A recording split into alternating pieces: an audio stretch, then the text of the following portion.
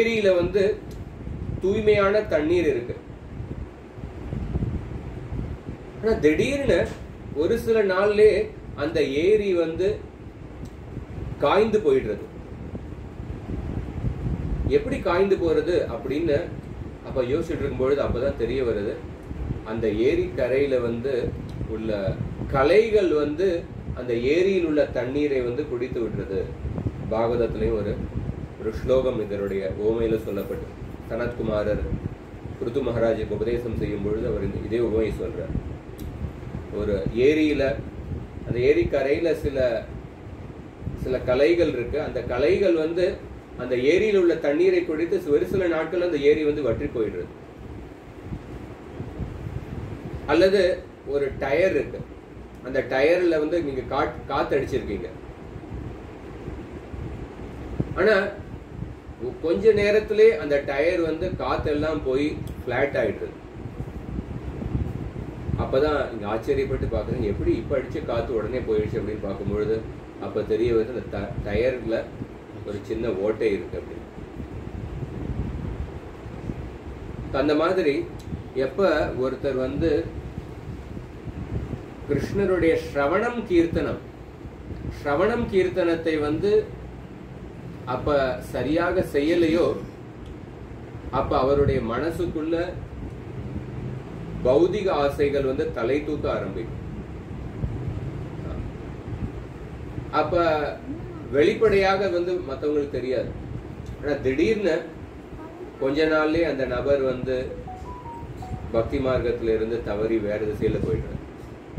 அப்ப நமக்கு தெரியும், இவர் இவ்வளவு நாளா நல்லா பண்ணிட்டு இருந்தாரு, அப்ப திடீர்னு நீங்க வழி தவறி போயிட்டாரு, என்ன காரணம் அப்படின்னு நினைச்சுக்கும் பொழுது அப்ப நுணுக்கமாக பார்த்தோம்னா அவருடைய வாழ்க்கையில ஸ்ரவணம் கீர்த்தனத்துக்கு தகுந்த முக்கியத்துவம் கொடுக்கப்படல, அதை கவனமாக செய்யவில்லை. இப்ப கவனமாக செய்யாம இருக்கும் பொழுது அப்ப எப்படி உள்ளுக்குள்ள ஓட்ட அந்த காத்து போயிடுறது, அல்லது உள்ளுக்குள்ள இருந்து அந்த கரையான் அந்த மரத்தை கடித்து அந்த மரத்தை மரம் விழுந்து விடுறது. அதனால ஒரு பக்தருடைய வாழ்க்கையில அந்த பக்தியை பாதுகாப்பதற்கான ஒரு முக்கியமான முயற்சி ஸ்ரவணம் கீர்த்தனம். அதை நம்ம அன்றாடம் கவனமாக செய்யணும். ரூப கோஸ்வாமி சொல்றார், அனுதினம் ஆதராத். 2 வார்த்தை உபயோகப்படுத்துறார். அன்றாடம் செய்ய வேண்டும், ஆதராத் கவனமாக செய்ய வேண்டும். நம்ம ஒருத்தர் 4 ரவுண்டு பண்ணாலும் சரி, 8 ரவுண்டு பண்ணாலும் சரி, 16 ரவுண்டு பண்ணாலும் சரி, எவ்வளவு ஒருத்தர் சாண்டிங் பண்ண தீர்மானம் பண்ணியிருக்காரோ இந்த நம்பரை பொறுத்தவரை அது படிப்படியா முன்னேறிக்கலாம். ஆனா எவ்வளவு ரவுண்ட் நீங்க பண்றீங்களோ, 4 ரவுண்டோ 8 ரவுண்டோ 16 ரவுண்டோ எவ்வளவு ரவுண்ட் பண்றீங்களோ அதை அன்றாடம் செய்யணும், கவனமாக செய்யணும். இது ரொம்ப முக்கியம். சில சமயம் நம்ம அதிகம் சாண்டிங் பண்றோம், ஆனா கவனத்துல கோட்டை விட்டுடுறோம். சில சமயம் நம்ம கவனமாக செய்யலாம், ஆனா அன்றாடம் செய்யறது இல்லை. ஆனா ரூப கோஸ்வாமி இது 2 கருத்தையும் வலியுறுத்தி சொல்றார், அனுதினம் ஆதரார். அதனால ஸ்ரவணம் கீர்த்தனம் ஒரு பக்தி, ஒவ்வொருத்தருடைய பக்திக்கான முக்கிய பாதுகாப்பு. அதை சுகதேவ கோஸ்வாமி இந்த ஸ்லோகத்துல வலியுறுத்தி சொல்லியிருக்கார். அதுக்கப்புறம்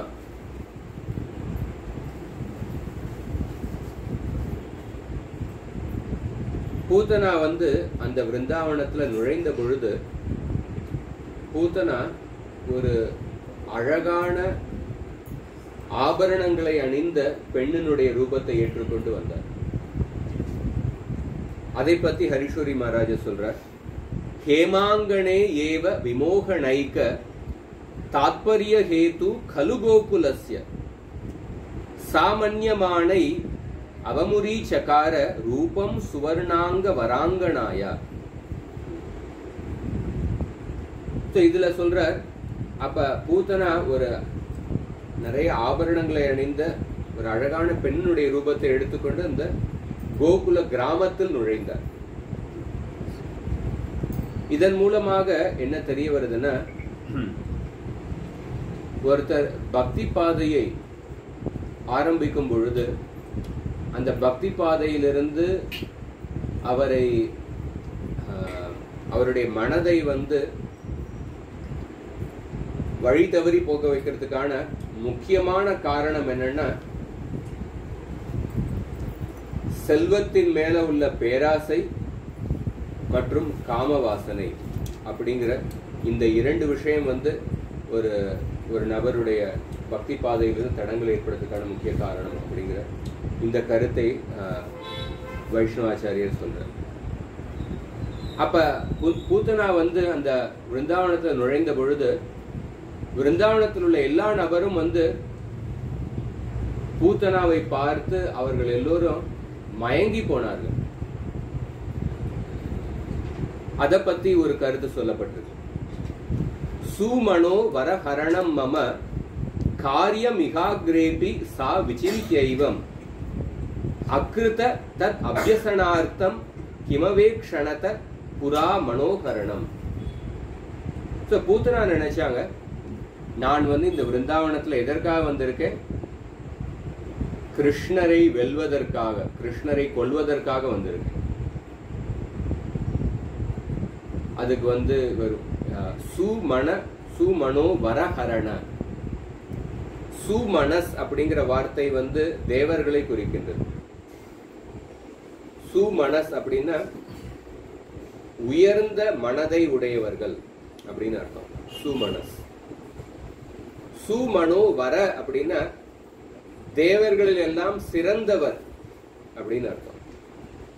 அது யாரை குறிக்கிறதுனா பகவான் கிருஷ்ணரை. சுமனோ வர ஹரண. நான் இந்த கிருஷ்ணரை கொல்வதற்காக, கிருஷ்ணரை வெல்வதற்காக நான் இந்த கோகுலத்துல வந்திருக்கேன். அப்ப அதற்கு முன்னாடி இதுல ஒரு பயிற்சி பண்றதுக்காக, இந்த கிருஷ்ணரை வெல்வதற்கான இந்த காரியத்துல பயிற்சி செய்வதற்காக முதல்ல என்னுடைய பார்வை மூலமாக இந்த கோகுலத்தில் உள்ள எல்லா நபர்களை முதல்ல நான் வெல்ல வேண்டும் அப்படின்னு நினைத்து அவர் பூத்தனா தன்னுடைய அழகான ரூபத்தின் மூலமாக அந்த கோகுலத்தில் உள்ள எல்லாருடைய மனதை முதல்ல வென்றார். எப்படி ஒரு பெரிய டோர்னமெண்ட், கிரிக்கெட் டோர்னமெண்ட் நடக்கிறதுக்கு முன்னாடி பதில் சில பிராக்டிஸ் மேட்ச் நடக்குது. அந்த பிராக்டிஸ் மேட்ச் பூத்தனா கிருஷ்ணரை வெல்வதற்கு முன்னாடி மற்றவர்களுடைய எல்லா மனதை வென்று ஒரு பிராக்டிஸ் மேட்ச் ஆகட்டும் அந்த பூத்தனா எல்லோருடைய மனதை வென்றார். அதுக்கப்புறம்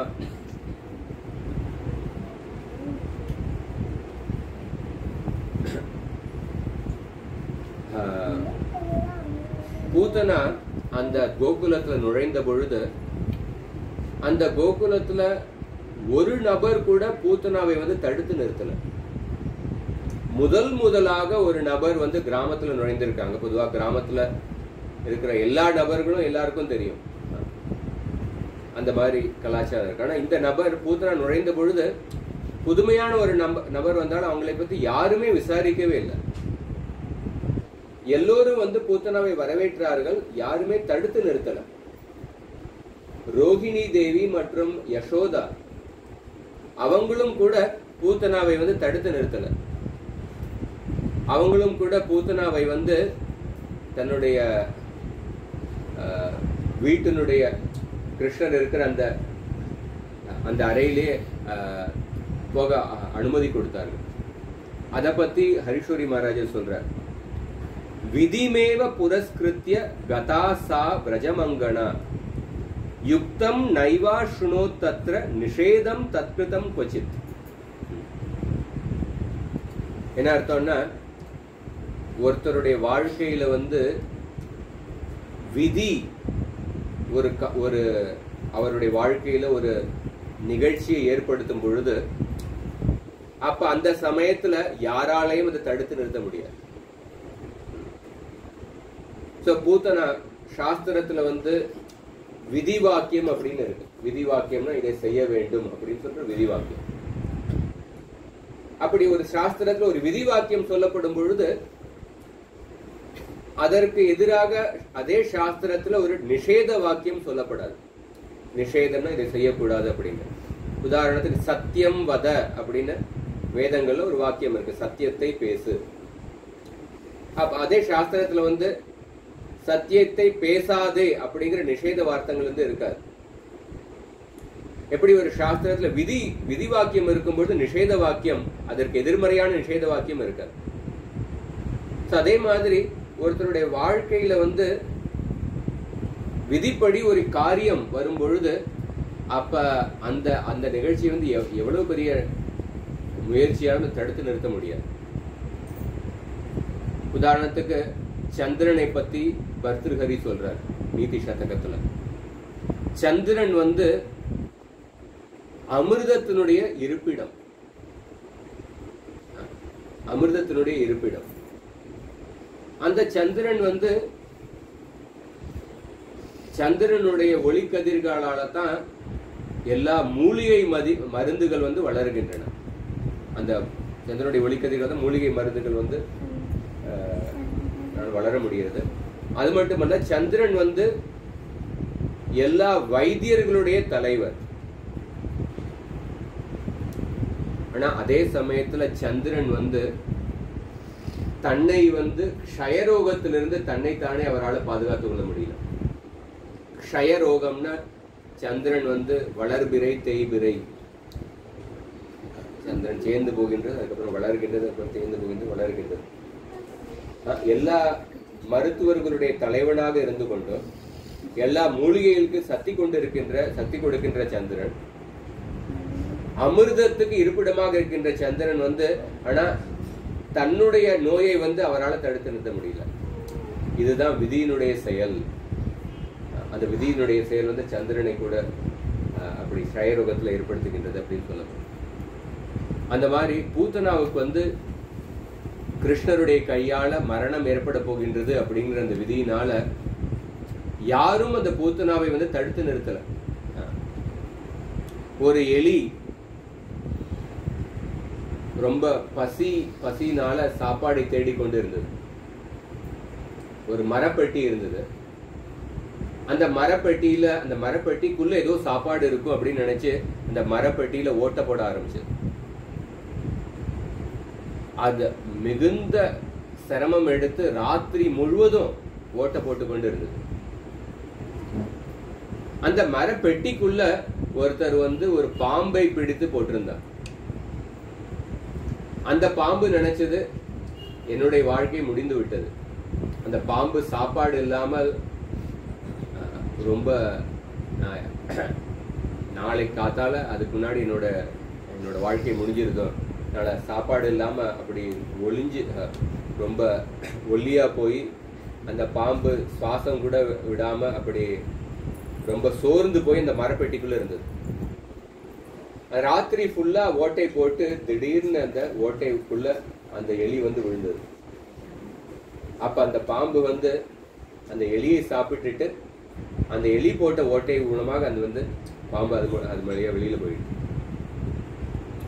இப்ப பார்க்கும்பொழுது யார் முயற்சி செஞ்சாங்க, யார் முயற்சி செய்யல அப்படின்னு பார்க்கும்போது எலி வந்து அவ்வளவு முயற்சி செஞ்சது. ஆனா எலியினுடைய விதியில வந்து நாளை காத்தால உன்னுடைய மரணம் அப்படின்னு எழுதப்பட்டிருந்தது. ஆனா பாம்பு வந்து எந்த முயற்சியுமே செய்யல, எந்த முயற்சி செய்யறதுக்கான வாய்ப்பே இல்லை. ஆனா பாம்புனுடைய வாழ்க்கை இன்னும் பல நாள் இருந்தது.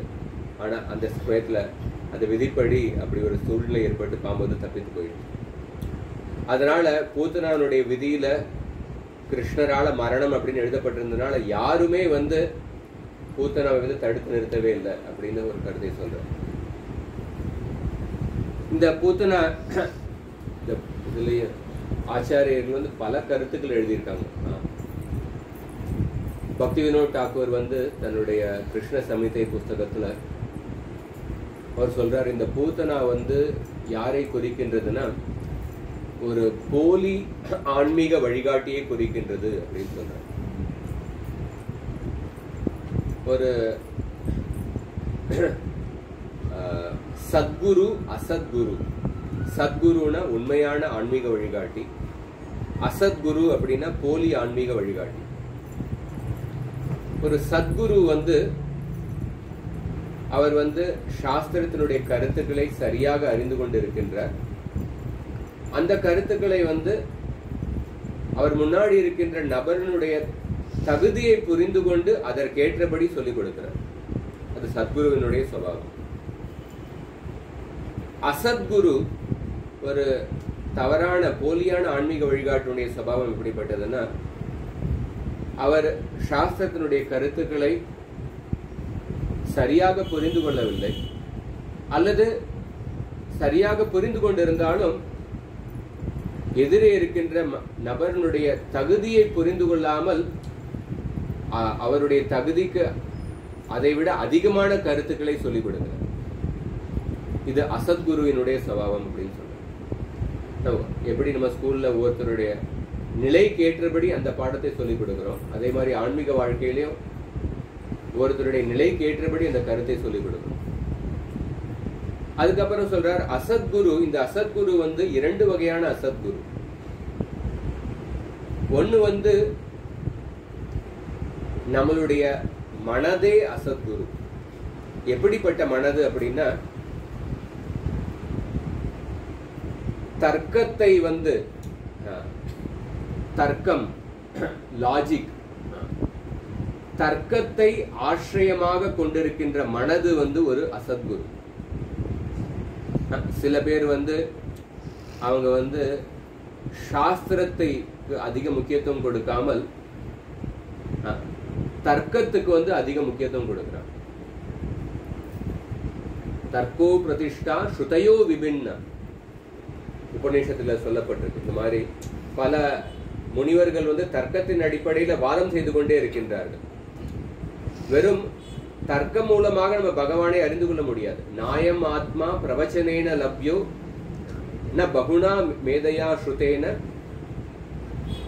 யம் ஏவேஷ விருணதே தனும் ஸ்வாம் தசேஷ ஆத்மா தனும் ஸ்வாம்.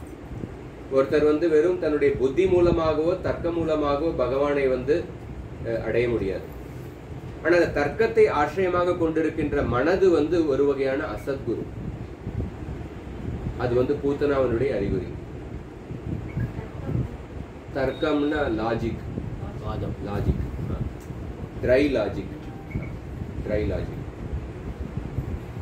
நம்மளுடைய எந்த விஷயம் வந்து புலன்களுக்கு அப்பாற்பட்ட விஷயமோ, பகவான் வந்து புலன்கள் மற்றும் பிரத்யக்ஷ பிரமாணம் மற்றும் அனுமான பிரமாணத்துக்கு அப்பாற்பட்டவர். பகவானை வந்து பக்தி மூலமாகத்தான் தெரிந்து கொள்ள முடியும். பக்தியா மாம் அபிஜானாதி யாவான் யஸ்சாஸ்மி தத்துவத்தः.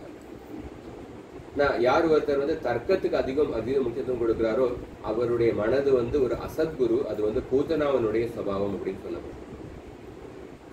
இது வந்து இன்டர்னல் ஃபால்ஸ் குரு. நம்மளுடைய மனசுக்குள்ள அப்படிப்பட்ட மனசே ஒரு பூத்தனா, ஒரு தவறான ஆன்மீக வழிகாட்டி. வெளிப்படையாக இருக்கின்ற தவறான வழிகாட்டி என்னன்னா, யார் ஒருத்தர் வந்து ஒரு ஆன்மீக வழிகாட்டியினுடைய போர்வையில் இருந்து கொண்டு ஆனால் தவறான கருத்துக்களை சொல்வது. தர்மத்வஜி அப்படிங்கிற வார்த்தை உபயோகப்படுத்தப்படும். துவஜ அப்படின்னா கொடி. தர்மத்தினுடைய கொடி அல்லது தர்மத்தினுடைய வேஷத்தை காண்பித்துக் கொண்டு ஆனா மனசுக்குள்ள அந்த தர்ம விஷயம் மேல அவங்களுக்கு வந்து நம்பிக்கை இல்லை, அல்லது அவங்களுடைய உள்நோக்கம் வந்து தவறான உள்நோக்கம். அதுவும் அது அப்படிப்பட்ட நபர் வந்து ஒரு வெளிப்படையான ஒரு தவறான பால் குரு அப்படின்னு சொல்லப்பட்டு. உதாரணத்துக்கு பாத்தீங்கன்னா ஒரு ஸ்லோகம் சொல்லப்பட்டிருக்கு. பகவோ குரவோ லோகே சிஷ்ய வித்தாபஹாரக க்வசித்து தத்ர திருஷ்யந்தே சிஷ்ய சித்தாபஹாரக. இந்த உலகத்துல வந்து ஒரு சிஷ்யர்களுடைய பொருளாதாரத்தின் மேல ஆசைப்படுகின்ற பல ஆன்மீக வழிகாட்டிகளை பார்க்கலாம். ஆன்மீக வழிகாட்டிகள்கிட்ட அவங்க சிஷ்யர்களுடைய பொருளாதாரம், அவங்களுடைய பணத்தின் மேல இந்த பணத்தை அடைய வேண்டும் அப்படிங்கிற அதுல ஆசைப்படுகின்ற ஆன்மீக வழிகாட்டிகள் பல பேர் இருக்கின்றார்கள். ஆனா கொச்சித்து தத்ர திருஷ்யந்தே சிஷ்ய சித்தாபஹாரக. ஆனா அந்த சிஷ்யருடைய சித்த அபஹாரக, அந்த அந்த சிஷ்யருடைய மனதை வெல்கின்ற ஆன்மீக வழிகாட்டிகள் வந்து ரொம்ப அரிதானவர்கள். சிஷ்யருடைய பணத்தை அபகரிக்க நினைக்கின்ற ஆன்மீக வழிகாட்டிகள் பல பேர். ஆனா சிஷ்யருடைய மனதை வெல்ல நினைக்கின்ற, மனதை வெல்கின்ற ஒரு சிஷ்யருடைய மனதை எப்படி வெல்ல முடியும்? அவருடைய மனசுல உள்ள எல்லா சந்தேகங்களை வந்து சாஸ்திரத்தை சரியாக சொல்லிக் கொடுத்து அந்த சந்தேகங்களை வந்து முழுமையாக அகற்றி அவருடைய மனதை வெல்கின்ற ஆன்மீக வழிகாட்டிகள் மிக அரிதானவர்கள் அப்படின்னு சொல்லப்படும். நாரத முனிவருக்கும் சுக்கராச்சாரியருக்கும் உள்ள வித்தியாசத்தை பார்த்தோம்னா, சுக்கராச்சாரியர் இப்ப பலி சக்கரவர்த்தி கிட்ட வாமன தேவர் அந்த 3 அடியை கேட்ட பொழுது சுக்கராச்சாரியர் சொல்றார், நீங்க இவருக்கு வந்து இந்த 3 அடி கொடுக்காதீர்கள் அப்படின்னு சொல்றார். ஏன்னா இதன் மூலமாக உங்களுடைய முழு சொத்தை வந்து இவர் ஏற்றுக்கொண்டு விடுவார், அபகரித்து போயிடுவார். இப்ப சுக்கராச்சாரியருடைய மனசுக்குள்ள என்ன கணக்குன்னா, இப்ப வாமன தேவர் எல்லாத்தையும் எடுத்துட்டு போயிட்டாருன்னா இவர் எனக்கு வந்து தட்சிணை கொடுப்பதற்கு வந்து இவர்கிட்ட எதுவுமே இருக்காது. அப்ப எனக்கு எப்படி தட்சிணை வரும் அப்படின்னு அவருடைய மனசுல அந்த ஒரு கருத்தும் இருந்தது. ஆனா நாரத முனிவர் பிராச்சீன பரிஷத்துக்கு உபதேசம் செய்யும் பொழுது, நாரத முனிவர் வந்து புரஞ்சனருடைய கதையை வந்து ஒரு அலகரிக்கல் ஸ்டோரி, தமிழ்ல என்ன சொல்ற,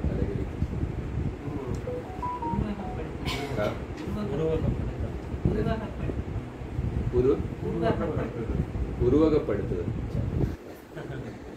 தூய தமிழ், ஒரு அலகரிக்கல் ஸ்டோரி, ஒரு கற்பனையான கதை உருவகப்படுத்தி அந்த புரஞ்சன அப்படிங்கிற கதையை சொல்ற. அந்த கதையை கேட்டுட்டு பிராச்சீன பரிஷத்துடைய மனசுல வந்து ஒரு நம்பிக்கை ஏற்பட்டு விடுகின்றது, கிருஷ்ண பக்தி செய்ய வேண்டும் அப்படின்னு நம்பிக்கை ஏற்பட்டு விடுது. ஆனா அவர் தீர்மானம் பண்றார், என்னுடைய மகன்கள் வந்து காட்டுல தவம் செய்து கொண்டு இருக்கின்றார்கள், அவங்க வந்து திரும்பி வந்ததுக்கு அப்புறம் நான் வந்து இந்த ராஜ்யத்தை துறந்து விட்டு நான் வந்து முழு கிருஷ்ண பக்தியில் ஈடுபடுவேன் அப்படின்னு வந்து நினைத்தார். நாரத முனிவருக்கு அது புரிந்தது. ஒரு பந்தப்பட்ட ஜீவாத்மாவுக்கான ஒரு சுபாவம் என்னன்னா, அவருக்கு ஆன்மீக வாழ்க்கை மேல கிருஷ்ண பக்தி மேல ஒரு நம்பிக்கை ஏற்பட்டாலும் அதை கொஞ்சம் தள்ளி போட நினைக்கிறார். இது எனக்கு புரிஞ்சது, எனக்கு நம்பிக்கை ஏற்பட்டு விட்டது. ஆனா இதை சீரியஸா எடுத்துட்டு நான் கொஞ்ச நாள் கழிச்சு, கொஞ்சம் வருஷம் கழிச்சு இதுக்கு அதிக முக்கியத்துவம் கொடுக்குறேன் அப்படிங்கிற அந்த சுபாவம், போஸ்ட்போன் பண்றதுக்கான சுபாவம் வந்து ஒரு எல்லா நபர்கிட்டையும் இருக்கு. அதை புரிந்து கொண்டு நாரத முனிவர், நான் மனது வந்து அந்த தள்ளி போடுறது மூலமாக அப்படி ஒருத்தவருடைய மனதை வந்து வேறு விதத்தில் திருப்பிடும். நாரத முனிவர் அதை புரிந்து கொண்டு அப்ப வந்து இன்னொரு கதையை சொல்றார். ஒரு காட்டுல வந்து ஒரு மான் வந்து புல் மேய்ந்து கொண்டு இருக்கு. அந்த மானோட ஒரு பக்கத்துல வந்து ஒரு புலி அந்த பதுங்கி கொண்டு அந்த மானை தாக்குவதற்கான சரியான சந்தர்ப்பத்தை வந்து பார்த்து கொண்டு இருக்கு. இன்னொரு பக்கத்துல ஒரு வேடன் வந்து அந்த மானை தாக்குவதற்காக அந்த அம்பை வந்து கூர்மைப்படுத்தி கொண்டு அவர் வந்து குறிப்பாத்தி கொண்டு இருக்கார். ஆனா இந்த மான் வந்து இது புரிந்து கொள்ளாமல் அந்த புல்லை வந்து மேய்ந்து கொண்டு இருக்கு அப்படின்னு நாரத முனிவர் சொல்றார். இந்த கதை மூலமாக பிராச்சீன பரிஷத்துவருடைய வாழ்க்கையில இந்த கிருஷ்ண பக்தியை ஸ்ரத்தையுடன் ஏற்படுத்திக் கொள்வதற்கான அந்த அவசர மனப்பான்மை வந்து எடுத்து சொல்றார். அப்ப நாரத முனிவருக்கு வந்து பிராச்சீன பரிஷத்தினுடைய அவருடைய செல்வத்தின் மேல அவருக்கு வந்து ஆசை கிடையாது. அந்த பிராச்சீன பரிஷத் இந்த கிருஷ்ண பக்தியை வந்து முழுமையாக ஏற்றுக்கொள்ள வேண்டும், அதுலதான் அவருடைய முழு நோக்கம் இருக்கு. அப்படிப்பட்ட ஒரு ஆன்மீக வழிகாட்டியை பார்ப்பது வந்து மிக அரிதானது அப்படின்னு சொல்லப்பட்டது. கடைசியா இந்த கருத்து பார்க்கலாம்னா, இந்த சுகதேவ் கோஸ்வாமி வந்து பக்திவினோத் தாக்கூர் சொல்றார், இந்த பூத்தனா வந்து ஒரு போலி ஆன்மீக வழிகாட்டி அப்படின்னு சொல்றார். ஒரு வகையில பார்க்கும் பொழுது பிரபுபாதர் வந்து இந்த நவீன கல்வி முறையை வந்து அவர் என்ன சொல்றாருன்னா, அதே ரொம்ப கடினமான வார்த்தைகளை உபயோகப்படுத்தி கடுமையாக விமர்சிக்கிறார். பிரிட்டிஷ்காரங்க கொடுத்த கல்வி முறை வந்து இது ஒரு கசாப்பு கடை அப்படின்னு சொல்றேன், ஸ்லாட்டர் ஹவுஸ் எஜுகேஷன் அப்படின்னு சொல்றேன். ஏன்னா ஒரு கல்வி அப்படின்னு பார்த்தோம்னா கல்விக்கான டெஃபினிஷன் வரையறையை வந்து நம்ம 3 கண்ணோட்டத்துல பார்க்கலாம். கலாச்சாரம், ஞானம் மற்றும் பக்தி. கலாச்சார ரூபத்துல பார்க்கும் பொழுது சாணக்கியர் சொல்ற மாத்ருவத் பரதாரேஷு பரத்ரவ்யேஷு லோஷ்ட்ரவத் ஆத்மவத் சர்வபூதேஷு யப் பஷ்யதி ச பண்டித. மற்றவர்களுடைய மனைவிகளை ஒருத்தர் அம்மா ஸ்தானத்தில் பார்க்க வேண்டும். மற்றவர்களுடைய சொத்தை வந்து அதன் மேல பேராசைப்படாமல் கல் மாதிரி பார்க்க வேண்டும். மற்றவர்களுக்கு தகுந்த மரியாதையை கொடுக்க வேண்டும். இப்படிப்பட்ட குணங்களை உடையவர் தான் உண்மையான பண்டிதர் அப்படின்னு சாணக்கிய பண்டிதர் சொல்றார். ஞானத்தின் அடிப்படையில பார்க்கும் பொழுது கிருஷ்ணர் சொல்றார், க்ஷேத்ரஜ்யம் சாபிமாம் வித்தி சர்வக்ஷேத்ரேஷு பாரத க்ஷேத்ர க்ஷேத்ரஜ்யோர் ஞானம் எத்தத் ஞானம் மதம் மம. ஒரு முழுமையான கல்வி அப்படின்னு பார்த்தோம்னா ஜடப்பொருள், ஆத்மா மற்றும் பரமாத்மா இந்த 3ஐயும் அறிவதுதான் முழுமையான ஞானம் அப்படின்னு கிருஷ்ணர் சொல்றார். பக்தியின் அடிப்படையில கல்வியினுடைய இலக்கணம் எப்படிப்பட்டதுன்னா ஸ்ரவணம் கீர்த்தனம் விஷ்ணு ஸ்மரணம் பாத சேவனம் அர்ச்சனம் வந்தனம் தாஸ்யம் சக்கியம் ஆத்ம நிவேதனம் இதி பும்சார்பிதா விஷ்ணு பக்திச்சே நவலக்ஷணா கிரியேத பகவத்யத்தா தன்மன்யே தீதம் உத்தமம். யார் ஒருத்தர் வந்து இந்த 9 பக்தியினுடைய அங்கத்தில் ஈடுபடுகின்றார்களோ அவர் வந்து மிக உயர்ந்த புத்திசாலி அப்படின்னு பிரஹ்லாத் மகாராஜர் சொல்றார். தன்மன்யே தீதம் உத்தமம். இந்த 3 கண்ணோட்டத்திலையும் பார்க்கும் பொழுது இந்த 3 கண்ணோட்டத்துல நவீன கல்வி முறையை பார்க்கும் பொழுது கலாச்சாரத்தின் அடிப்படையில பார்க்கும் பொழுது சாணக்கிய பண்டிட் சொல்லிக் கொடுத்திருக்கிற இந்த கலாச்சாரம் வந்து இந்த நவீன கல்வி முறையில வந்து அல்லது இப்ப இருக்கிற கல்வி முறையில எங்கேயும் சொல்லிக் கொடுப்பதில்லை. பெண்களை ஒரு அன்மா ஸ்தானத்துல பார்க்கிறது அல்லது மரியாதை கொடுக்கறதுக்கான இது பேராசை இல்லாம இருக்கிறது. ஞானத்தின் அடிப்படையில பார்க்கும் பொழுது இந்த நவீன கல்வி முறையில வந்து இந்த 3 விஷயத்துல ஒரே ஒரு விஷயத்தை மட்டும்தான் சொல்லிக் கொடுக்கப்படுறது. ஜட பொருட்களை மட்டும் சொல்லிக் கொடுக்கப்படுறது. ஆத்மா பரமாத்மாவை பத்தி எந்த இடத்திலும் சொல்லிக் கொடுக்கப்படுறது இல்லை. பிரபுபாதர் MIT பல்கலைக்கழகத்துக்கு போன பொழுது அவர் கேட்டார், இந்த பல்கலைக்கழகத்துல பல துறைகள் இருக்கு, ஆத்மாவை பத்தி சொல்லிக் கொடுக்கறதுக்கான ஏதாவது ஒரு துறை இருக்கா அப்படின்னு கேட்டார். அப்ப சொன்னாங்க எந்த துறையும் இல்லை அப்படின்னு சொன்னாங்க. பக்தியின் அடிப்படையில பார்க்கும் பொழுது நவீன கல்வி முறையில இருக்கிறவங்க வந்து அதுல வந்து இந்த பக்தி கடவுள் இதை பத்தி எல்லாம் பேசுறது. மகாவிஷ்ணுன்னு ஒருத்தர் திருக்குறள்ல இருந்து சில குறளை மேற்கோள் காட்டி அடுத்த பிறவி பாவம் புண்ணியம் அதை பத்தி பேசினார். அதை பத்தி கல்வி அமைச்சர் என்ன சொன்னார், நம்ம வாழ்க்கையை வந்து பின்னேற்றத்தை ஏற்படுத்துவதற்கான கருத்தை வந்து இவர் உபதேசிச்சிருக்காரு. அடுத்த தடவை எங்க பள்ளியில வந்து எப்படி இதை சொல்லுவார், இதை நான் பாத்துறேன் அப்படின்னு வந்து அப்படி பேசுறாரு. இந்த மாதிரி அப்படி பார்க்கும் பொழுது இந்த நவீன கல்வி முறை வந்து ஒரு வகையில பார்க்கும்பொழுது இது கல்விக்கு எதிர்மறையான கருத்துக்களா இருக்கு. ஆனா எப்படி விருந்தாவனத்துல அந்த பூத்தனாவை பார்த்து எல்லோருடைய மனது வந்து வசீகரிக்கப்பட்டது. அவர்கள் வந்து அவர்களுடைய மனது ஆங்கிலத்துல ஸ்டாக்ஹோம் சிண்ட்ரோம் அப்படின்னு ஒண்ணு இருக்கு. ஸ்டாக்ஹோம் சிண்ட்ரோம்னா உங்களை யார கடத்த வந்திருக்காங்களோ அந்த கடத்தல்காரன் கிட்ட அந்த நபருக்கு வந்து ஒரு காதல் ஏற்பட்டுருது, ஒரு பரிவு ஏற்பட்டு விடுகின்றது. அல்லது கடத்தல்காரன் வந்து என்னை காப்பாற்ற போறான் அப்படின்னு நினைக்கிறது. அதுதான் ஸ்டாக்ஹோம் சிண்ட்ரோம். அந்த விதத்துல பார்க்கும் பொழுது பிருந்தாவனத்துல உள்ள பக்தர்கள் வந்து ஒரு தெய்வீகமான ஸ்டாக்ஹோம் சிண்ட்ரோமுக்கு வந்து ஆழ்த்தப்பட்டனர் கிருஷ்ணனுடைய யோகமாயம் மூலமாக. ஆனா இந்தியாவுல வந்து நம்ம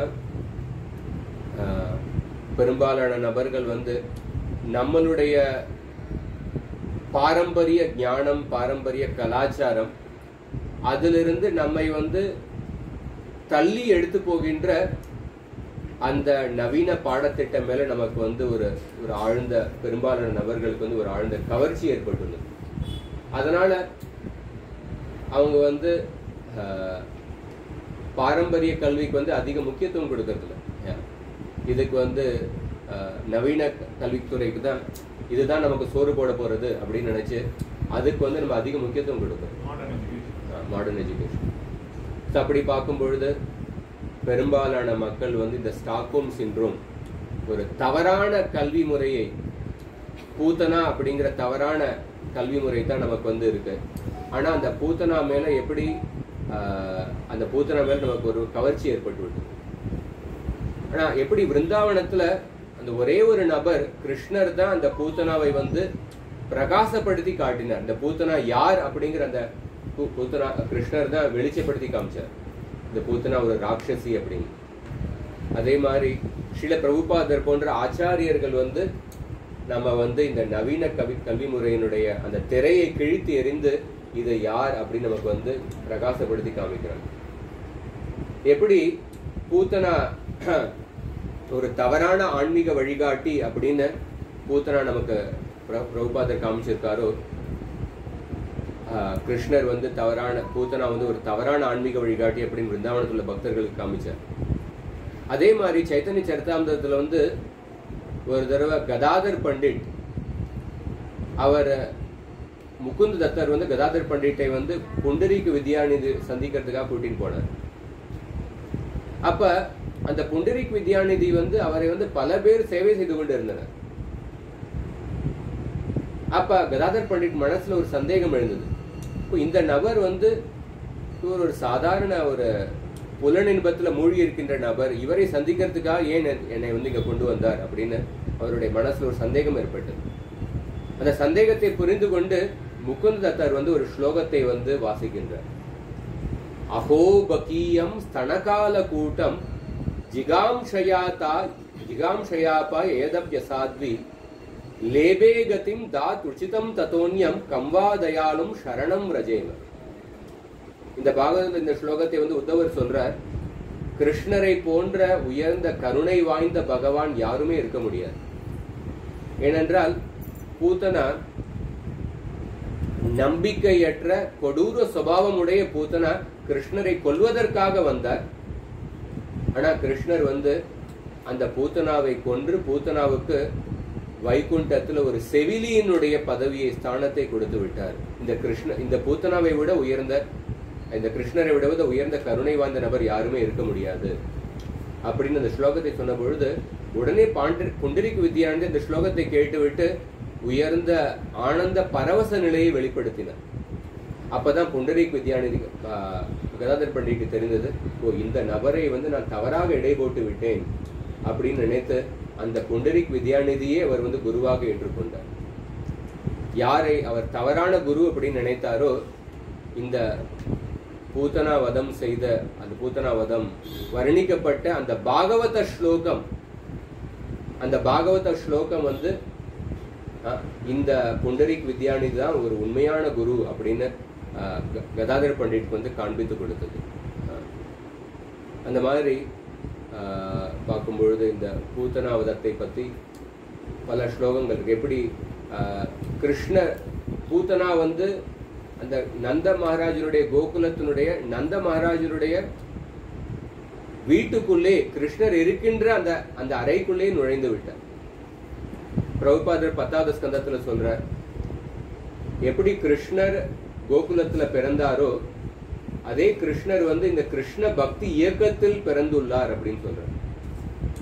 அப்ப இந்த கிருஷ்ண பக்தி இயக்கமும் ஒரு கோகுலம் அல்லது நந்த மகாராஜருடைய வீடு மாதிரி. அப்ப எப்படி பூத்தனா வந்து அந்த நந்த மகாராஜருடைய வீட்டுக்குள்ள நுழைவதற்கான அந்த வாய்ப்பு இருந்ததோ, வீட்டுக்குள்ளே நுழைந்து விட்டார். அதே மாதிரி பூத்தனா போன்ற ஒரு தவறான வழிகாட்டி கூட, ஆன்மீக வழிகாட்டி கூட கிருஷ்ண பக்தி இயக்கத்தினுடைய உள் அறையில நுழைவதற்கான வாய்ப்புகள் இருக்கு.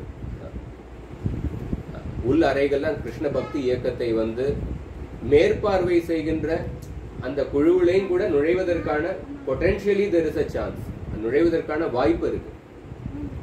ஆனா அதே சமயத்துல பிரபுபாதர் ஏன்னா ஒரு ஆர்கனைசேஷன், ஒரு அமைப்பு இருக்கும் பொழுது ஒரு ஆர்கனைசேஷன்ல அதிகாரம் அல்லது பல பண முழக்கம் அது இருக்கு. அப்படி இருக்கும் பொழுது அதனுடைய தவறான உபயோகப்படுத்துறதுக்கான சான்சஸும் இருக்கு. அதனாலதான் பக்திதான் சரஸ்வதி தாக்கூர் வந்து ஒரு பூத்தனா அண்ட் ஆர்கனைசேஷன் அதை பத்தி ஒரு கட்டுரையை எழுதியிருந்தார். பக்திதான் சரஸ்வதி தாக்கூர் தான் முதல்ல வந்து ஆன்மீக பிரச்சாரத்துக்கு ஒரு இந்த ஆர்கனைசேஷனை ஏற்படுத்தினார். ஆனா அவருக்கே தெரியும் இந்த மாதிரி இந்த ஆர்கனைசேஷன்ல வந்து பூத்தனா போன்ற ஒரு தவறான குரு நுழைவதற்கான வாய்ப்பும் இருக்கும் அப்படின்னு அவருக்கு தெரியும். அதனால ஒரு கட்டுரையை எழுதியிருந்தார். எப்படி ஒரு பூத்தனா ஒரு தவறான ஆன்மீக வழிகாட்டி இந்த ஆர்கனைசேஷன் நுழையறதுக்கான வாய்ப்பு இருக்கு அப்படின்னு எழுதியிருந்தார். ஆனா அதே சமயத்துல ஆச்சாரியர்கள் வந்து அந்த அப்படிப்பட்ட தவறான ஆன்மீக வழிகாட்டியை வந்து அதுல இருந்து தப்பிக்கிறதுக்கான முக்கியமான வழி என்னன்னா, அந்த ஆன்மீக இயக்கத்துல கிருஷ்ணருடைய நாம சங்கீர்த்தனம், கிருஷ்ணருடைய பாகவத பிரச்சாரத்துக்கு வந்து முக்கியத்துவம் கொடுக்கணும். அதை வந்து ஆச்சாரியர்கள் வந்து திரும்ப திரும்ப வலியுறுத்தி சொன்னார். எப்படி கிருஷ்ணர் மட்டும்தான் பூத்தனாவனுடைய உண்மையான நிலையை புரிந்து கொண்டிருந்தாரோ, அதே கிருஷ்ணர் வந்து கலியுகத்துல பாகவதம் மற்றும் அவருடைய புனித நாம மூலமாக அவதாரம் செஞ்சிருக்கார். அதனால பிரபுபாதர் சொன்னார், there will be meetings, resolutions and no solutions, but the chanting should go on. ஆர்கனைசேஷனை நடத்துவதற்காக நம்ம பல மீட்டிங் போடுறோம், அதுல பல தீர்மானம் போடுறோம், அதுல சில பிரச்சனைகளுக்கு தீர்வு வர்றதில்ல. இந்த மாதிரி மீட்டிங்லாம் நடந்து கொண்டே இருக்கும். ஆனா பாகவத பிரச்சாரம் மற்றும் ஹரிநாம சங்கீர்த்தனுடைய பிரச்சாரம் வந்து அது ஒருபோதும் நிற்கக்கூடாது அப்படின்னு அவர் சொன்னார். ஏன்னா இந்த பிரச்சாரம் எப்ப தொடர்ந்து நடந்து கொண்டு இருக்கும் பொழுதோ அப்ப வந்து ஒருவேளை பூத்தனா போன்ற தவறான ஆன்மீக வழிகாட்டி ஒரு ஆன்மீக இயக்கத்துக்குள்ள நுழைந்தாலும் இந்த கிருஷ்ண பக்தி பிரச்சாரம் வந்து அந்த ஆன்மீக சாதாரண பொதுமக்களை, சாதாரண பக்தர்களை வந்து அந்த தவறான ஆன்மீக வழிகாட்டியை காண்பித்து அந்த சாதாரண பக்தர்களை வந்து பாதுகாத்து விடும். அதற்காக ஆச்சாரியர்கள் வந்து இந்த சங்கீர்த்தனம் மற்றும் பாகவத பிரச்சாரத்துக்கு வந்து எப்பொழுதும் வலியுறுத்தி சொன்னார்கள். இந்த மாதிரி இதுல பல கருத்துக்கள் இருக்கு. நம்ம ஒரு சில கருத்துக்களை பார்த்தோம்.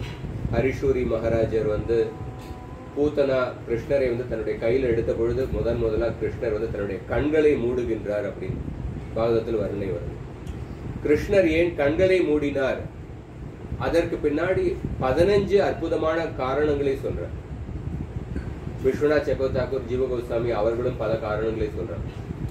எப்படி ஒரு பிரதமர் அல்லது முதல் மந்திரி அவங்க ஒரு நிகழ்ச்சியில் ஏதாவது ஒரு சின்ன விஷயம் செய்யும் பொழுது அதை எல்லோரும் பல பத்திரிகைக்காரங்க அவர் இப்படி பார்த்தார் அல்லது இதை செஞ்சார் அப்படின்னு அதற்கு பின்னாடி பல இன்டர்பிரிட்டேஷன் பண்றாங்க.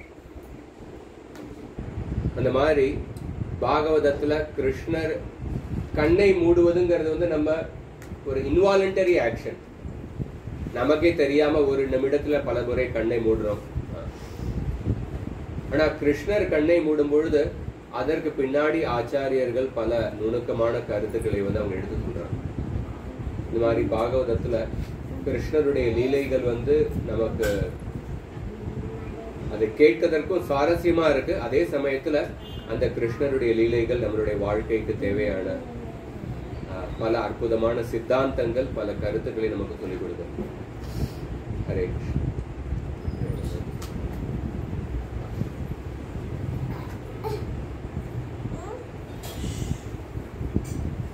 கேள்வி இல்லை.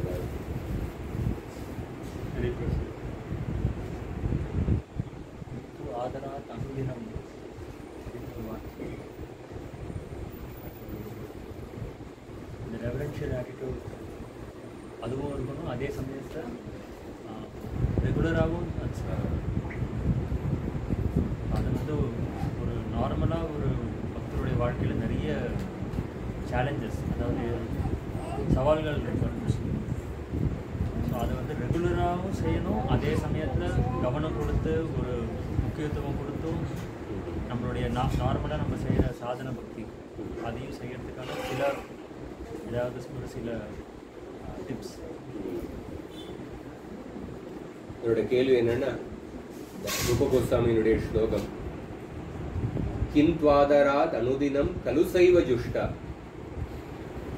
ரூப கோஸ்வாமி சொல்றார், நம்ம வந்து தினமும் கிருஷ்ணருடைய நாமத்தை தினமும் உச்சரிக்க வேண்டும், கவனத்துடன் உச்சரிக்க வேண்டும். குறைஞ்ச நாமம் உச்சரித்தாலும் சரி, ஆனா கவனத்துடன் உச்சரிக்கணும், தினமும் உச்சரிக்கணும். இது ரெண்டையும் பயிற்சி செய்யறதுக்கு என்ன ஏதாவது இந்த ரெண்டு கருத்தையும் பின்பற்றுவதற்கு வந்து ஏதாவது வழி இருக்கா அப்படின்னு கேட்கிறேன். அதற்கு தான் ஒரு முக்கியமானது வந்து ஸ்ரவணம். ஏன்னா கலியுகத்தினுடைய யுக தர்மம் சங்கீர்த்தனமாக இருந்தாலும், ஆனா கீர்த்தனத்துக்கு முன்னாடி முக்கிய வர்றது ஸ்ரவணம். பிரபுபாதர் பல இடத்துல ஸ்ரவணத்தினுடைய முக்கியத்துவத்தை பத்தி சொல்றார்.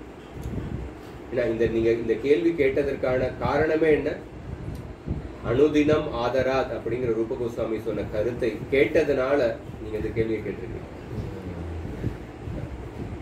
அதனால நம்ம வந்து எப்போ ஒரு விஷயத்தினுடைய முக்கியத்துவத்தை புரிந்து கொள்றோமோ அப்பதான் அந்த விஷயத்துக்கு வந்து ஒரு தகுந்த கவனத்தை கொடுக்கணும். ஸ்ரவணம் உதாரணத்துக்கு பார்த்தீங்கன்னா, பாகவதத்துல அஜாமிலன் வந்து அவர் வந்து தன்னுடைய நாராயணனுடைய பெயரை வந்து உச்சரித்துக் கொண்டு இருந்தார். தன்னுடைய அந்த கடைசி குழந்தை பிறந்ததுக்கு அப்புறம் நாராயண பெயரை உச்சரித்துக் கொண்டு இருந்தார். ஆனா அப்ப நாராயணனுடைய பெயரை உச்சரித்துக் கொண்டு இருப்பதற்கும் அந்த விஷ்ணு தூதர்கள் மறைந்ததுக்கு அப்புறம் அவர் வந்து ஹரித்வாருக்கு போய் 12 வருஷம் அங்க வந்து இருந்து பக்தி மார்க்கத்தை செய்தார். இது ரெண்டு நிலைக்கும் உள்ள வித்தியாசம் என்னன்னா, ஆரம்பத்துல அந்த நாராயணனுடைய பெயரை உச்சரித்துக் கொண்டு இருக்கும் பொழுது அவர் வந்து நாராயணன் என்னுடைய பையன் நினைத்து கொண்டு உச்சரித்துக் கொண்டு இருந்தார். நாராயணன் நீ சாப்பிட்டையா அந்த அப்படின்னு பையன் நினைத்து கொண்டு உச்சரித்துக் கொண்டு. ஆனா எப்ப இந்த விஷ்ணு தூதர்கள் மற்றும் யமதூதர்களுடைய அந்த உரையாடலை கேட்டதுக்கு அப்புறம் அந்த நாராயண நாமத்தினுடைய பெருமையை புரிந்து கொண்டார். அந்த பெருமையை புரிந்து கொண்டதுக்கு அப்புறம் அவர் வந்து தன்னுடைய எல்லா பாவ செயல்களை நிறுத்திவிட்டு 12 வருஷம் கவனத்துடன் நாராயண நாமத்தை உச்சரித்தார். அப்ப அதற்கான மூல காரணம் வந்து அந்த ஸ்ரவணம் தான். விஷ்ணுதூதர்கள் நாராயண நாமத்தினுடைய பெருமையை சொன்னது அதான் காரணம். அதனால அவர் ஒருத்தர் வந்து அபிதயத்துல அபிதயம் கிருஷ்ணருடைய நாமத்தை உச்சரித்துக் கொண்டு இருந்தாலும், ஆனா அந்த சம்பந்த ஞானத்தை பெறாம இருந்ததுனால அவருடைய நாமங்களுடைய உச்சரிப்பு நாமாபாசம் அப்படிங்கிற நிலையில தான் இருந்தது. ஆனா அந்த சம்பந்த ஞானம் நாமத்தினுடைய பெருமைகளை புரிந்ததுக்கு அப்புறம் அவருடைய நாமங்களுடைய உச்சரிப்பு நாமாபாசத்திலிருந்து சுத்த நாம அப்படிங்கிற அந்த நிலைக்கு வந்தது. சுத்த நாம நிலைக்கு வந்தது. இன்னொரு எக்ஸாம்பிள் பார்த்தோம்னா, சைத்தன்ய சரிதாமிரத்துல ஒரு முறை வந்து சைத்தன்ய மகாபிரபு வந்து திடீர்னு காணாம போயிட்டார். எல்லா பக்தர்கள் ஸ்வரூப் தாமோதர் கோஸ்வாமி வந்து சைத்தன்ய மகாபிரபுவை தேடிக்கொண்டு இருந்தார், எல்லா பக்தர்களும் சேர்ந்து. அப்ப கடற்கரையில அவங்க வந்து நடந்து கொண்டு இருக்கும் பொழுது ஒரு மீனவன் வந்து ஒரு மாதிரி வித்தியாசமாக அவர் வந்து நடந்து கொண்டு இருந்தார். மீனவன் வந்து அவர் ஒரு வித்தியாசமாக கத்திக்கொண்டு அவர் வந்து ஸ்வரூப் தாமோதர் கோஸ்வாமிகிட்ட பார்த்து அவர் வந்து சொன்னார், உங்களுக்கு வந்து எனக்கு வந்து பேய் பிடிச்சிருக்கு போல இருக்கு, உங்களுக்கு வந்து இந்த பேயை வந்து என்னோட சரீரத்திலிருந்து எப்படி வெளியில கொண்டு வரணும் அந்த வித்தை தெரியுமா அப்படின்னு கேட்டார். அப்ப ஸ்வரூப் தாமோதர் கோஸ்வாமி கேட்டார், என்ன ஆச்சு அப்படின்னு கேட்டார். நான் வந்து இன்னைக்கு மீன் பிடிக்க போயிருந்தேன். அப்ப ஒரு பெரிய ஒரு மீனை வந்து பிடிச்சு அந்த மீனை வந்து தொட்டதுக்கு அப்புறம் என்னுடைய சரீரத்துல இப்படிப்பட்ட உணர்வுகள்லாம் ஏற்படுது, எனக்கு வந்து ஒரு பேய் பிடிச்சிருக்கு போல இருக்கு அப்படின்னு அவர் சொன்னார். அப்பதான் ஸ்வரூப் தாமோதர் கோஸ்வாமிக்கு புரிஞ்சது, இந்த மீனவன் வந்து அந்த சைத்தன்ய மகாபிரபு தன்னுடைய ஆனந்த பரவச நிலையில வந்து அவருடைய உருவம் வந்து சிறுங்கி அப்படி ஒரு பெரிய பந்து மாதிரி ஆனது. அதை வந்து ஒரு மீன் அப்படின்னு நினைச்சிட்டு இவர் பிடிச்சிருக்கார். இந்த சைத்தன்ய மகாபிரபுனுடைய சரீரத்தை தொட்டதுனால இவருக்கு வந்து அந்த ஆனந்த பரவசையினுடைய எல்லா அறிகுறிகள் வந்து இவருடைய சரீரத்துல ஏற்பட்டது. அப்ப கிருஷ்ண பக்தியினுடைய பிரயோஜனத்துல ஏற்படுகின்ற அந்த ஆனந்த பரவசனுடைய எல்லா அறிகுறிகள் ஏற்பட்டது. ஆனா அதை வந்து இவர் என்ன நினைச்சிருந்தார், இவர் வந்து பேய் பிடிச்சிருக்கு அப்படின்னு நினைச்சிருந்தார். அப்ப ஸ்வரூப் தாமோதர் கோஸ்வாமி எடுத்து சொன்னார் என்ன ஆச்சு அப்படின்னு. அந்த மாதிரி அதனாலதான் என்ன சொல்ல வரேன்னா, பக்தி மார்க்கத்தினுடைய அடித்தளம் என்னன்னா சம்பந்த ஞானம். இந்த சம்பந்த ஞானம் வந்து எப்பொழுது வந்து ஒரு திடமாக இருக்கின்றதோ, இந்த சம்பந்த ஞானத்தை நம்ம ஸ்ரவணம் மூலமாக பெறுகின்றோம். அப்ப திடமாக இருக்கும் பொழுது அப்ப வந்து அந்த அபிதேயம் பக்தி மார்க்கத்தை வந்து நம்ம சரியாக கடைபிடிக்கிறோம். அப்ப ஒருத்தருக்கு அந்த பிரேமம் வந்தாலும் அதை வந்து தவறாக புரிந்து கொள்ள மாட்டோம். இந்த சம்பந்த ஞானம் இல்லைங்கிறதுனால இந்த மீனவன் வந்து அதை வந்து எனக்கு பேய் பிடிச்சிருக்கு அப்படின்னு தவறாக புரிந்து. ஸ்ரவணம் வந்து முக்கியம். இந்த மனசு வந்து கலங்கப்பட்டிருக்கும் போது கிருஷ்ணர் மேலே நிலை நிறுத்துங்க. மனசு வந்து கலங்கப்பட்டிருக்கும் போது அஜாமில் கொஞ்சம் பக்தி பயிற்சி பண்ணியிருந்தார். ஆனால் அவரால் வந்து அந்த மனசை வந்து கிருஷ்ணர் மேலே நிலைநிறுத்த முடியல. இப்போ நம்ம சாண்டிங் பண்ணும்போது சில சமயம் மனசு கலங்கப்பட்டிருக்கும் போது மெக்கானிக்கலாக அதையோ நினச்சிட்டு தான் சாண்ட் பண்ண வேண்டியிருக்கு. அது எதனால அப்போ எப்படி அதை ஃபிக்ஸ் பண்ணுறது?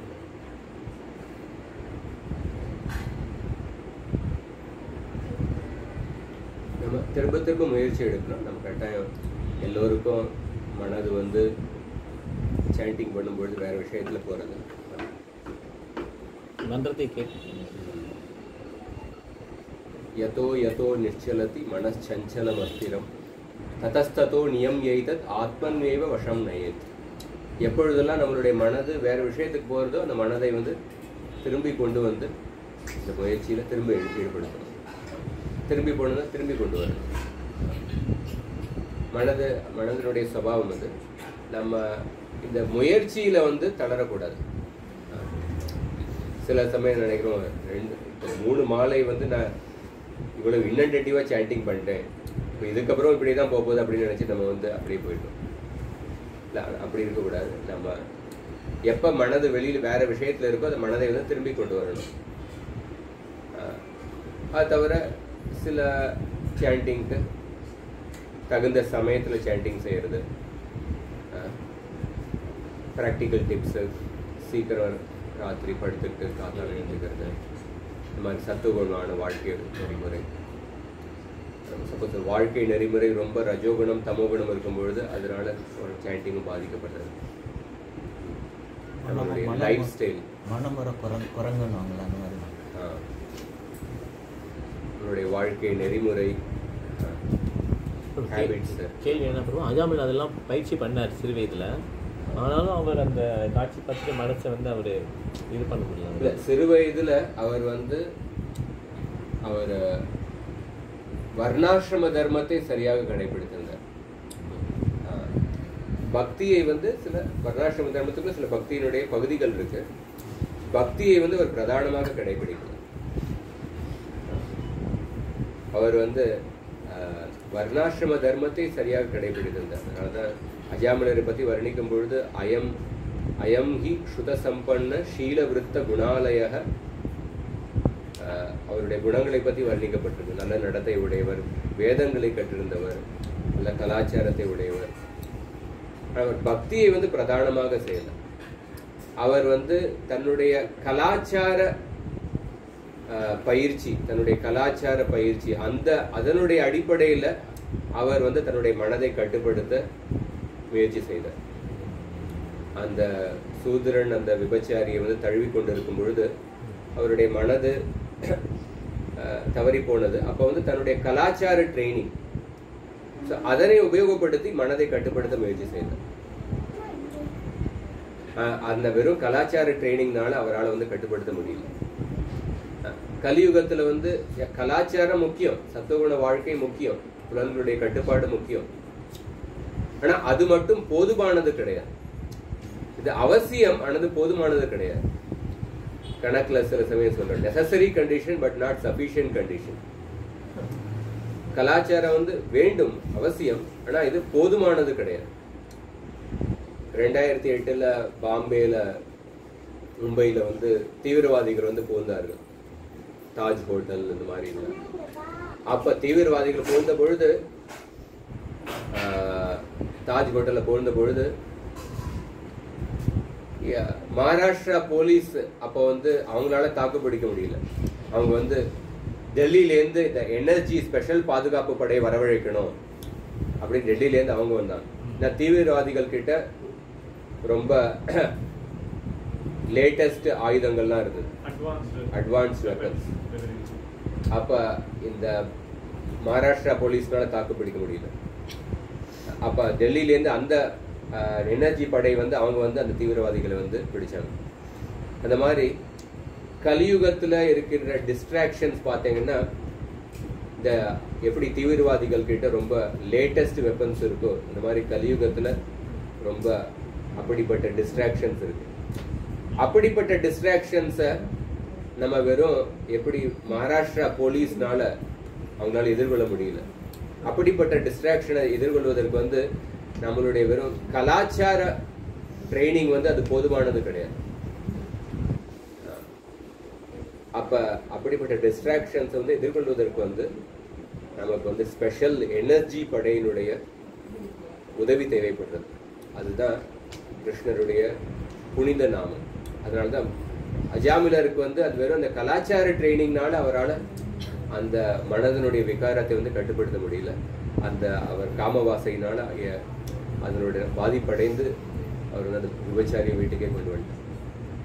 ஆனா அதே அஜாமிலன் வந்து கிருஷ்ணருடைய நாமத்தை நாமாபாச நிலையில உச்சரிக்கும் பொழுது, பிரியமான ஹரேர் நாம கிருணன் புத்ரோபசாரித்தம் அஜாமிலோபி ஏனைவ மிருத்யுபாஷாத் அமுச்சத.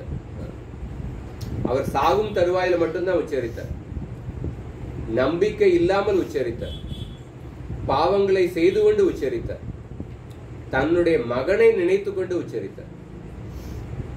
ஆனா அப்படி இருக்கும் பொழுதே அஜாமிலன் வந்து அந்த நாமாபாச உச்சரிப்பிலிருந்தே அவர் வந்து அந்த யமதூதர்கள் பிடியிலிருந்து காப்பாற்றப்பட்டுவிட்டார். இப்போ ஒருத்தர் வந்து நம்மளுடைய கிருஷ்ணருடைய நாமத்தை வாழ்க்கை முழுவதும் உச்சரிக்கும் பொழுது, நம்பிக்கையுடன் உச்சரிக்கும் பொழுது, கிருஷ்ணருடைய நினைத்து கொண்டு உச்சரிக்கும் பொழுது, பாவங்கள் செய்யாமல் உச்சரிக்கும் பொழுது அவர் எவ்வளவு உயர்ந்த பலனை அடைய முடியும்.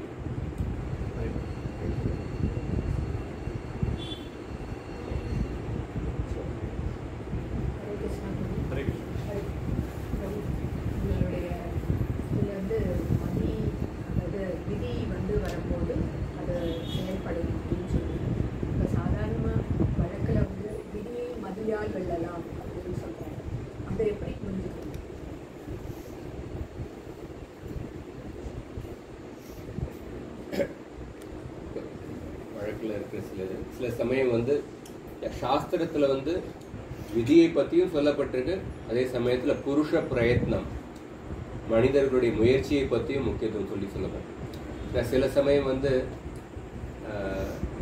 ஒரு தடவை விதுரர் கிட்ட கேட்டாங்க, திருதராஷ்டிரர் வந்து விதுரர் கிட்ட ஒரு கேள்வியை கேட்டார், விதி சக்தி வாய்ந்ததா அல்லது புருஷ பிரயத்னம் அப்படின்னு, மனிதருடைய முயற்சி சக்தி வாய்ந்ததா அப்படின்னு கேட்டார். தெய்வ ஆர் புருஷார்த்த எது சக்தி வாய்ந்தது அப்படின்னு கேட்டார். அப்ப வந்து விதுரர் சொன்னார், விதிதான் சக்தி வாய்ந்தது அப்படின்னு சொன்னார். அதே கேள்வியை வந்து யுதிஷ்டிர மகாராஜர் பீஷ்மர் கிட்ட கேட்டார், விதி சக்தி வாய்ந்ததா புருஷ பிரயத்னம் சக்தி வாய்ந்ததா அப்படின்னு கேட்டார். பீஷ்மர் சொன்னார், புருஷ பிரயத்னம் தான் முக்கியம் அப்படின்னு சொன்னார், மனித முயற்சி அப்படின்னு சொன்னார். ஏன் ரெண்டு பேரும் மாறுபட்ட கருத்துக்கள், ரெண்டு பேரும் உயர்ந்த மகாஜனர்கள் தான். ஏன் மாறுபட்ட கருத்துக்களை சொன்னாருன்னா, ஏன்னா அந்த சமயத்துல திருதராஷ்டிரர் வந்து அவருடைய மனநிலை எப்படி இருந்ததுன்னா, திருதராஷ்டிரருக்கு வந்து விதிப்படி அவர் ராஜாவாக ஆக முடியாது, அவர் குருடன் ராஜாவாக ஆக முடியாது. அவருடைய மகன்களும் ராஜாவாக ஆக முடியாது. ஏன்னா ஜேஷ்ட புத்திரன் வந்து யுதிஷ்டிரன் தான். ஆனா திருதராஷ்டிரர் வந்து எப்படியாவது நான் இல்லைன்னா என்னுடைய மகன்களாவது ராஜாவாக ஆகிடணும் அப்படின்னு அவர் வந்து பிடிவாதாக இருந்தார். விதிக்கு எதிர்மறையாக அவர் வந்து முயற்சி எடுத்துக்கொண்டு இருந்தார்.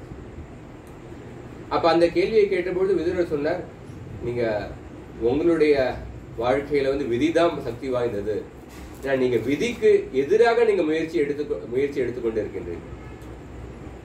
அதனால இந்த முயற்சியினால உங்களுடைய குலமை அழிந்து போறதுக்கு தான் வாய்ப்பு இருக்கு. ரொம்ப தவறான விஷயம்தான் வரும் அப்படின்னு அதனால விதிக்கு முக்கியத்துவம் கொடுத்து சொன்னார்.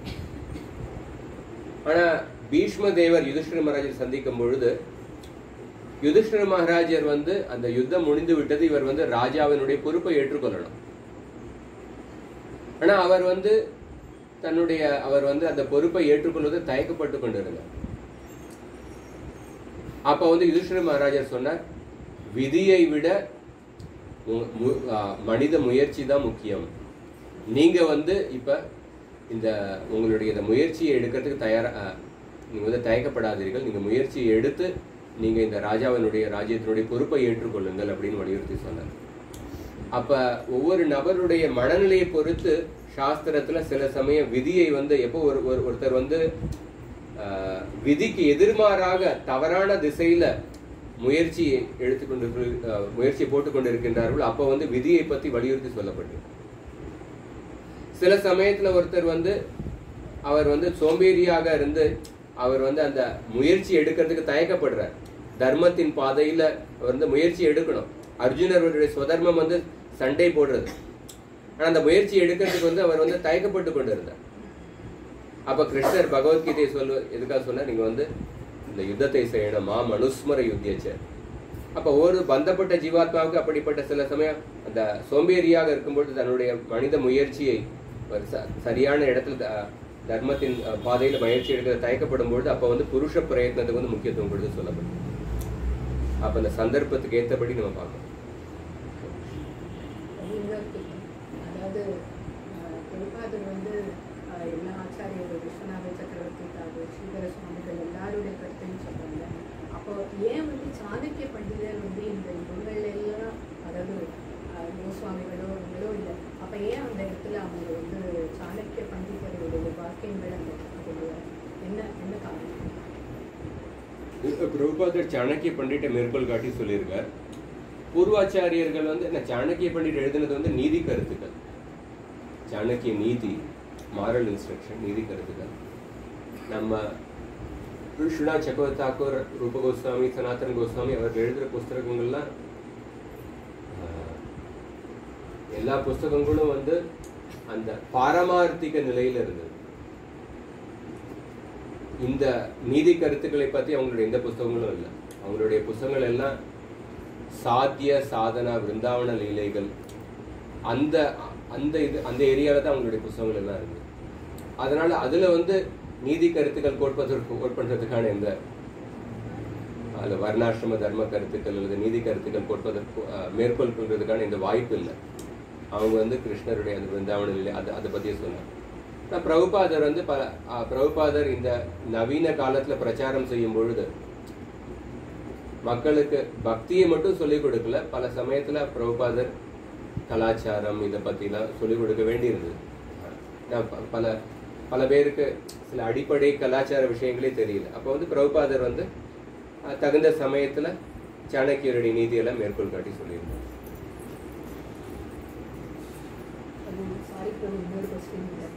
அதாவது நித்திய சித்தர்கள், ஏன் நித்திய சித்தர்கள்னு சொல்றோம், நித்திய பக்தர்கள்னு சொல்லாம ஏன் நித்திய சித்தர்கள்? ஏன்னா சித்தர்கள்னா இந்த சித்தி வேலை பண்றவங்க அப்படின்னு சொல்றாங்க. ஏன் அந்த இடத்துல வந்து சித்த அப்படின்னா பக்குவமான நிலை. நான் அந்த யோக சித்திகளை குறிக்கல. சித்த அப்படின்னா பக்குவம் அடைந்த, நித்தியமாக பக்குவம் அடைந்த பக்தர்கள், நித்தியமாக பக்குவ நிலையில் உள்ளவர்கள் நித்திய சித்தர்கள். பிரபு ஒன்னொரு கொஸ்டின் பிரபு 10th கேண்டோ வந்து படிக்கும்போது இந்த மாதிரி இருக்கிற ஆத்மாக்கள்லாம் ரொம்ப விழிந்த ஆத்மாக்கள், அது புரியறதுக்கு இது இல்லை. ஆனால் ஆனால் ஸ்ரீலபிரபாதருடைய கிருஷ்ணா புத்தகத்தை படிக்கும்போது அது தெளிவு வரும். இது இப்படிதான் எடுத்துக்கணும் அப்படிங்கிறது.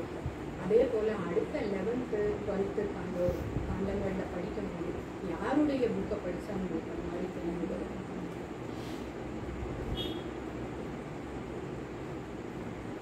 இல்லை, நீங்கள் பிரபுபாதர் புஸ்தகம் 1வது காண்டத்துலேருந்து படிச்சிருந்தீங்கன்னா இப்போ 11வது 12வது காண்டமும் நல்லா புரியும். அது பிரபுபாதருடைய சிஷ்யர்கள் எழுதியிருக்காங்க பொருளுரை. அந்த பொருளுரை வந்து மற்றவங்களும் எடிட் பண்ணி இது சரியாக தான் கொடுக்கப்பட்டிருக்கு. அந்த ஆச்சாரியர்களுடைய அடிப்படையில் எழுதியிருக்காங்க. குறிப்பாக கட்டாயம் பிரபுபாதருடைய பொருளுரை விசேஷமானது. அதே சமயத்தில் பிரபுபாதருடைய சிஷ்யர்கள் கொடுத்த பொருளுரையில் அதில் தவறான கருத்துக்கள் இருக்குது அப்படின்னு நம்ம சொல்ல முடியாது. பக்தி இல்லை அப்படின்னு சொல்ல முடியாது. அவங்க சரியான கருத்துக்களை சொல்லியிருக்காங்க. அப்போ அதையும் நம்ம ஆரம்பத்திலேருந்து படிச்சுட்டு இருக்கும் பொழுது அந்த பொருளுரையும் படிக்கும் பொழுது நம்ம வந்து சரியாக புரிந்து கொள்ளலாம்.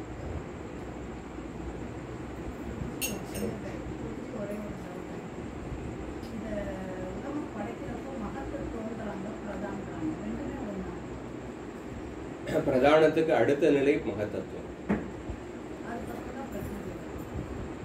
பிரதானம் அல்லது பிரகிருதி ரெண்டும் ஒன்னே தான் குறிக்கிறது. பிரதானம் பிரகிருதி ரெண்டும் ஒரே தான் குறிக்கிறது.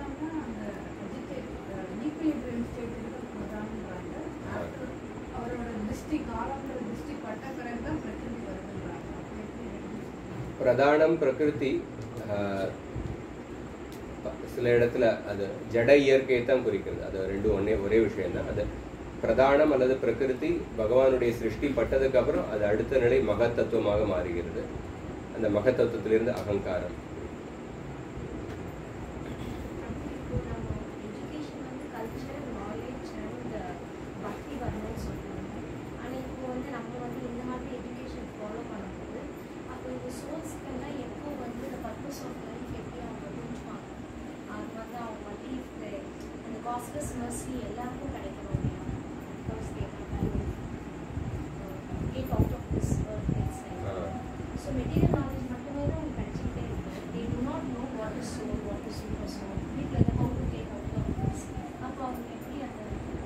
அதுதான் நம்ம வந்து முடிஞ்ச அளவுக்கு முயற்சி எடுக்கணும்.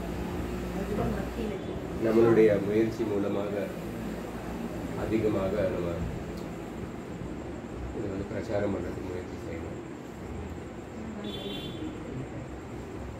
டைம் ஆகிடுச்சு. நான் சாப்பிடும்போது நான் இது முடிஞ்சதுக்கப்புறம் நரசிம்மாதி அது முடிஞ்சதுக்கப்புறம் பர்சனல்